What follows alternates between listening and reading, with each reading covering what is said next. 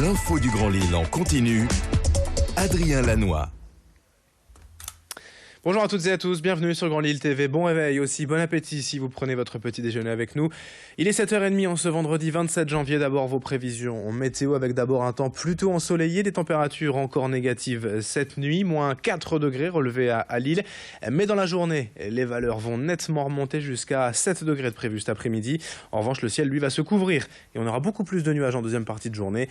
Même prévision globalement pour ce week-end, un temps en plus doux mais aussi plus instable et peut-être même de la pluie. On en reparle avec les prévisions complètes après ce journal.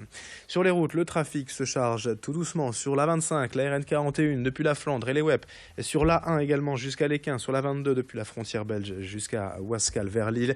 Soyez prudents évidemment à cause de ces gelées nocturnes et matinales. Les équipes de la DIR sont intervenues cette nuit sur les routes. On en reparle après ce journal. Sachez tout de même que l'alerte pollution aux particules fines a été levée. Terminé donc les restrictions de vitesse dans la région. Terminé également le ticket pollution chez Transpol. Retour au tarif habituel dans les transports en commun. L'actualité d'abord en images, les vœux du président de la métropole européenne de Lille hier. Damien Castelin a détaillé les grands projets de l'agglomération pour 2017 sous la formule mobilité, transport et emploi. Il a d'abord annoncé le projet de création d'un tramway entre le centre de Lille et l'aéroport régional de l'Équin. Il a également évoqué le renouvellement du contrat de délégation transport actuellement détenu par Keolis.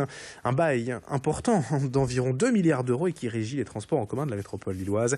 Et puis pour développer l'emploi, Damien Castelin a promis la création d'une vingtaine de nouveaux parcs d'activités d'ici 2020, le tout sans hausse d'impôts durant son mandat pour les entreprises.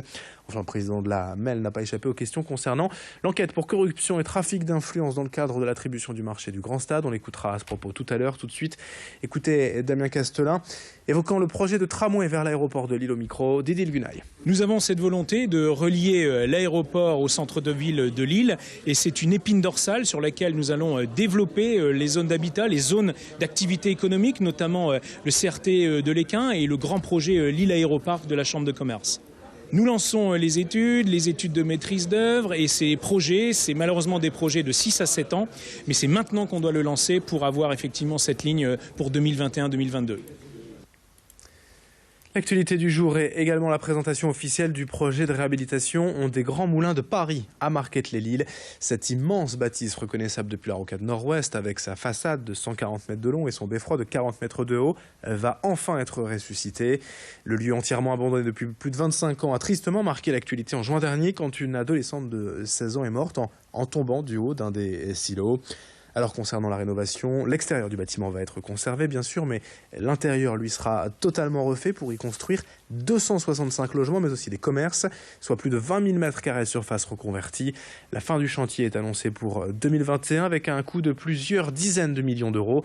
Présentation détaillée au micro de Vincent Vieillard. Dangereux, continue à l'être malgré un arrêté de péril que soutenu, relancé régulièrement, mais c'est aujourd'hui hélas beaucoup de possibilités d'entrer dans ce bâtiment, encore une fois très dangereux.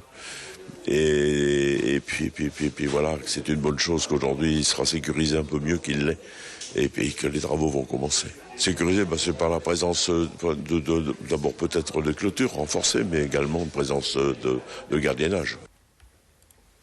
L'actualité du jour, c'est également cette nouvelle enquête du site Médiacité concernant le nouveau poulain de Martine-Aubry en perspective des élections législatives en juin.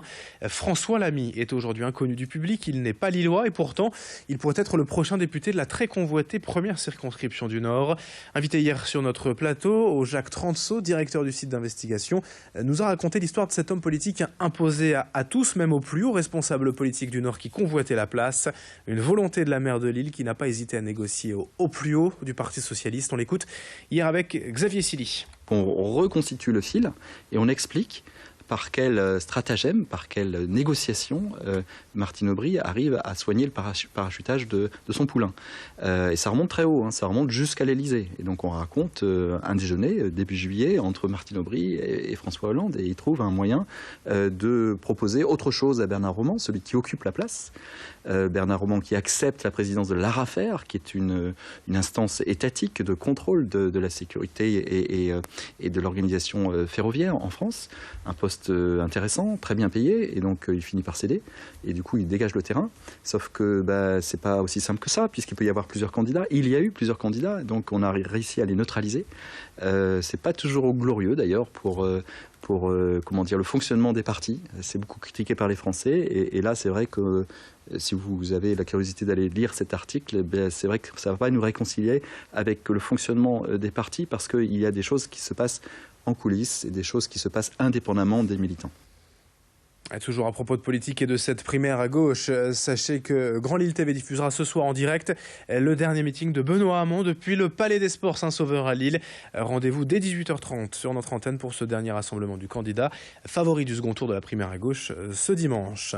En bref, également les 3 Suisses bientôt ont racheté le site nordiste de e-commerce, serait en passe d'être repris par le groupe lillois Domoti, lequel conserverait les 40 salariés en France et les 18 en Belgique. Le montant de la transaction n'a en revanche pas été dévoilé. Dans le reste de cette édition, on évoque également le plan apprentissage lancé en avril dernier dans les Hauts-de-France. De 33 000 l'an dernier, le Conseil régional souhaite passer à 50 000 apprentis d'ici 5 ans. Pour cela, les employeurs ont vu la prime d'apprentissage tripler depuis le mois de juin. Et parmi les secteurs qui en profitent, il n'y a pas que l'artisanat ou l'industrie, mais aussi les forces de l'ordre, notamment les CRS. À Lambersart, il y a aujourd'hui 8 apprentis au secrétariat, dans les cuisines ou à la mécanique. Des jeunes qui ne se voyaient pas forcément intégrer les forces de l'ordre, mais pour qui l'expérience semble réussi. Tous se disent ravis, satisfaits de leur intégration et de leur apprentissage, et ils sont devenus indispensables même au bon fonctionnement de la compagnie. Explication, témoignage au micro de Vincent Vieillard. Ce sont des jeunes très très investis, particulièrement dynamiques.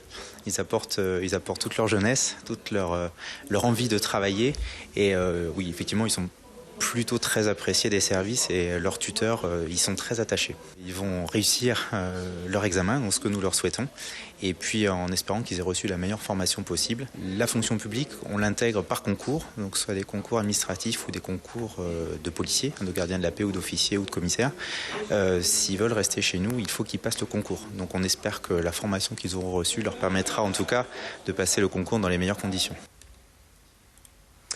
En sport, en Ligue 1, la 22e journée, le LOSC se déplace à Lyon en demain après-midi à 17h. En basket, le SBV Lille Métropole accueille Charleville demain soir à 20h au Palacium de Villeneuve-d'Ascq. Quant au LMBC, place à la Coupe de France demain soir à domicile au Palais Saint-Sauveur à 20h face au Mans, club de Pro A. Et puis en volleyball, en Ligue B, le TLM Tourcoing joue demain soir à Strasbourg. On a été complet sur l'actualité du jour, 7h37. Tout de suite, vos prévisions météo et l'infotrafic.